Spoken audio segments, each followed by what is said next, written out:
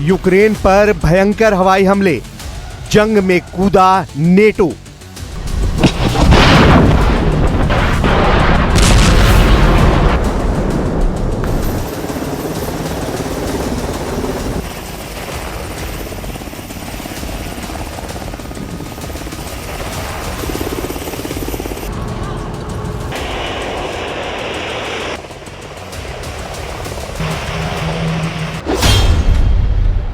चालीस महीने से ज्यादा की जंग में पहली बार ऐसा हो रहा है कि यूक्रेन को रूस की हवाई सुनामी से बचाने के लिए नेटो के जेट पोलैंड से उड़ान भरने लगे हैं।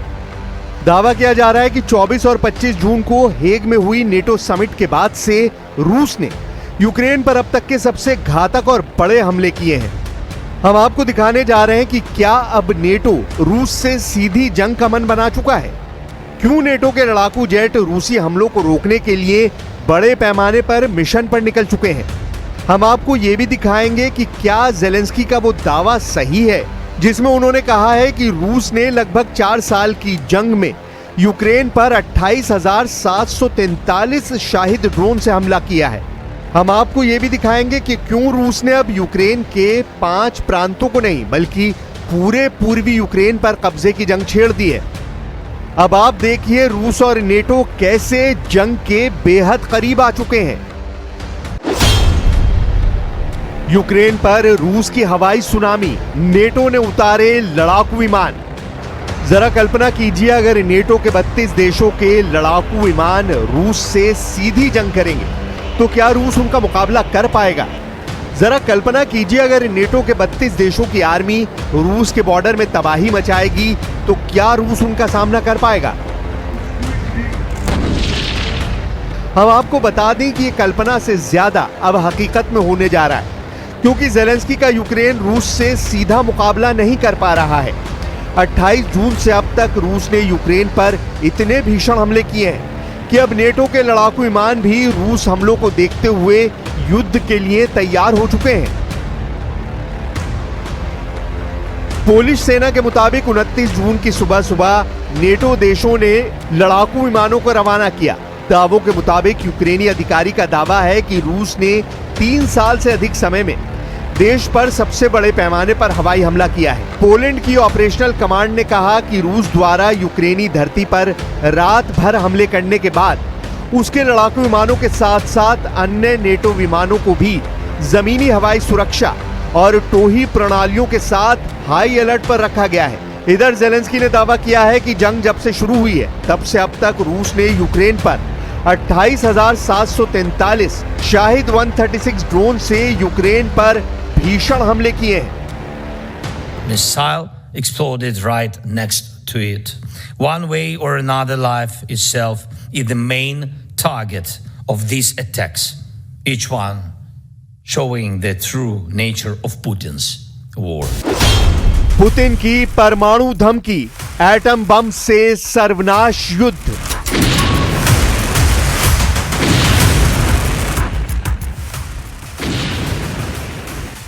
ताजा जानकारी के मुताबिक इस वक्त रूस की इस्कंदर M मिसाइलों ने यूक्रेन के चीथड़े उड़ाकर रख दिए हैं, जबकि राष्ट्रपति ज़ेलेंस्की रूस से आखिरी जंग करने के लिए नेटो देशों से आखिरी जोर लगाने की गुहार लगा चुके हैं।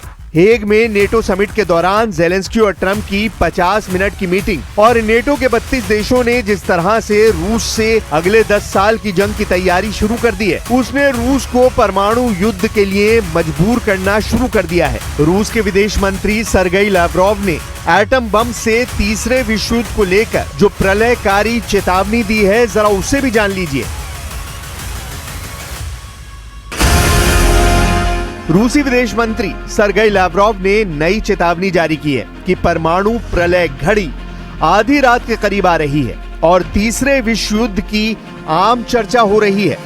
लाव्रोव ने दावा किया है कि रूस ऐसी परमाणु तबाही से बचने के लिए काम कर रहा है और राष्ट्रपति डोनाल्ड ट्रंप की सामान्य बुद्धि की इसलिए प्रशंसा कर रहा है ताकि अमेरिका और नेटो परमाणु तबाही से बच सके। रूस की सरकारी समाचार एजेंसी तास के मुताबिक तुर्कमेनिस्तान के विदेश मंत्रालय के एक भाषण में लाव्रोव ने कहा, वैश्विक सुरक्षा शायद आज सबसे महत्वपूर्ण मुद्दा है, खासकर जब कुख्यात परमाणु प्रलय घड़ी आधी रात की ओर बढ़ रही है। ऐसी स्थिति को रोकना आवश्यक है और हम तबाही को रोकने के प्रयासों में सक्रिय रूप से लगे हुए हैं।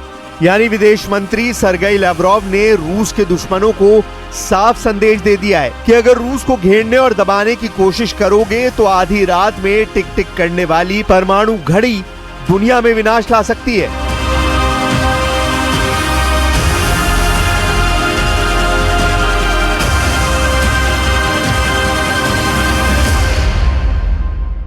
Потому что в нашей ядерной доктрине, и здравый смысл, и практика наших действий всегда говорит о том, что мы всегда отвечаем на все угрозы, которые нам создают, зеркально.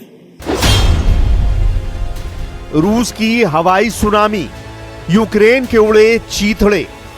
यूक्रेन बुरी तरह से घिरता जा रहा है। हालात ये हो गए हैं कि रूस ने पिछले 100 घंटों में यूक्रेन के पूर्वी इलाकों के चीथड़े उड़ाकर रख दिए हैं। कोहराम मचाती रूसी सेना यूक्रेन को संभलने का मौका नहीं दे रही है। यूक्रेनी अधिकारियों के मुताबिक रूस ने रात भर में यूक्रेन पर 477 ड्रोन, साथ ही अलग अलग तरह की 60 मिसाइलें दागी थी। यूक्रेन का दावा है कि कम दूरी की बैलिस्टिक मिसाइलों में से एक, कैलिबर क्रूज मिसाइलों से 4 और 33 K-101 मिसाइलों को मार गिराया गया है। यूक्रेन की वायुसेना के एक अधिकारी कर्नल यूरी इग्रोट का कहना है कि रूस ने 3 साल से अधिक समय से चल रहे पूर्ण पैमाने के युद्ध में यूक्रेन पर सबसे बड़े हवाई हमले किए हैं। रूस के रक्षा मंत्रालय ने एक बयान में कहा कि उसने किंजल हाइपरसोनिक मिसाइलों सहित कई घातक हथियारों से हमले किए हैं। यूक्रेन की वायुसेना ने कहा कि रूस ने मॉस्को के दक्षिण पूर्व में अपने ताम्बोव क्षेत्र के ऊपर हवाई क्षेत्र से 4 किंजल मिसाइलें दागी हैं। रूस ने कहा कि उसने यूक्रेन के सैन्य उद्योग और तेल रिफाइनरियों को निशाना बनाया है। यूक्रेनी अधिकारियों ने भी ये माना है कि उनका एक F-16 लड़ाकू जेट और पायलट रूस के हमलों को रोकने के दौरान मारा गया है। पिछली गर्मियों से अब तक यूक्रेन F-16 और यूक्रेनी पायलट मारे जा चुके हैं। ज़ेलेंस्की ने कहा कि रूस ने पिछले सप्ताह यूक्रेन पर 114 से अधिक मिसाइलें, 1270 से अधिक ड्रोन और लगभग 1100 ग्लाइड बम दागे हैं। 24 फरवरी 2022 से अब तक रूस यूक्रेन के 1,61,000 वर्ग किलोमीटर इलाके पर कब्जा कर चुका है। यह यूक्रेन की कुल जमीन का लगभग 27% है। लेकिन उसके बावजूद जिस तरह से पुतिन ने ऐलान किया है कि यूक्रेन की जमीन पर जहां जहां रूसी सेना के कदम पड़ते जाएंगे वो जमीन रूस की होती जाएगी, उस ऐलान ने यूक्रेन के साथ साथ अमेरिका समेत नेटो के 32 देशों के होश उड़ा दिए हैं। 3.5 साल से ज्यादा की जंग में अभी तक यूक्रेन नेटो के साथ मिलकर रूस को अपने देश से खदेड़ नहीं पाया। ज़ेलेंस्की ने गुहार लगाई है कि उन्हें बड़े पैमाने पर भारी हथियारों की जरूरत है, लेकिन पुतिन ने जब से ऐलान किया है कि उनकी ओरेशनिक हाइपरसोनिक मिसाइल का उत्पादन 3 गुना से ज्यादा बढ़ा दिया गया है, जो किसी परमाणु हथियार से कम नहीं है, तब से इस खबर ने नेटो देशों के होश उड़ा दिए हैं। रूस का दुश्मन नंबर 1 कौन?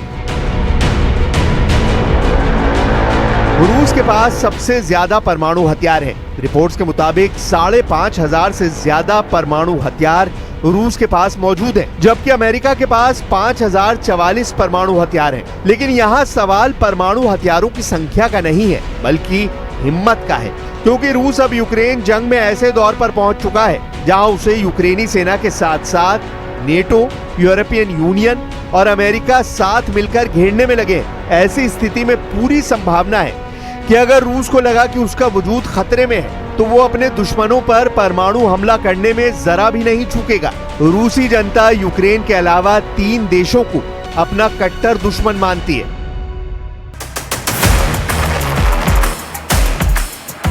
रूस में एक सर्वे हुआ है जो मॉस्को स्थित स्वतंत्र शोध संस्थान लेवाडा केंद्र ने किया है। इस सर्वे में 1,613 रूसी नागरिकोों से बातचीत की गई थी। उनके मुताबिक यूक्रेन के अलावा रूस के कट्टर दुश्मन अमेरिका, ब्रिटेन और जर्मनी है। इस सर्वे में 55% रूसियों ने जर्मनी को अपना सबसे बड़ा दुश्मन बताया, जबकि ब्रिटेन को 49% रूसियों ने अपना दुश्मन बताया है। वहीं यूक्रेन को 43% रूसियों ने दुश्मन बताया है। इस सर्वे में रूस का नंबर 1 दुश्मन जर्मनी को बताया गया है, जिससे सबसे ज्यादा रूस परेशान है, जबकि दूसरे नंबर पर रूस का दुश्मन ब्रिटेन को माना गया है। तीसरे नंबर पर यूक्रेन को दुश्मन माना गया है, जिससे जंग चल रही है, जबकि यूक्रेन का जंग में शुरू से साथ देने वाले अमेरिका को दुश्मन नंबर 4 माना गया है।